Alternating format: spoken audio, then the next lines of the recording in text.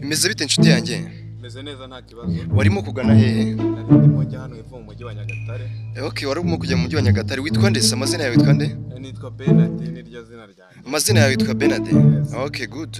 Ya Benadi rero nashaka kubaza ikibazo kimwe. Wambaza nta kibazo. Valentine's Day cyangwa se umunsi mukuru wa Saint Valentin. Waba uzi icyo ari cyo? Ya umunsi mukuru wa Saint Valentin cyangwa se Valentine's Day. Ndumva nkuzi. Urahuza umunsi mukuru wa Saint Valentin? Ndahuzi ya. Hanyuma umbwiye ko uzi umunsi mukuru wa Saint Valentin cyangwa se Valentine's Day. Uba wumva ari umunsi umeze ute kuri wowe?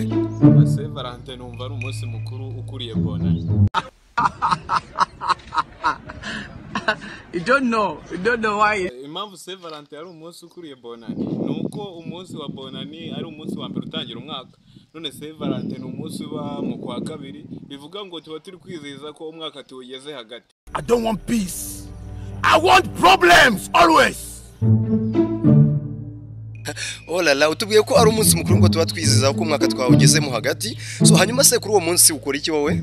Ya singe gusa n'undi wari we wese ushobora gufata abajama bawe waba ufitemo rimwe mukagenda mukarisoma cyangwa mukarisangira, kandi nta wabikugayira. Urabona ko muri iki gihe ibintu byakomeye.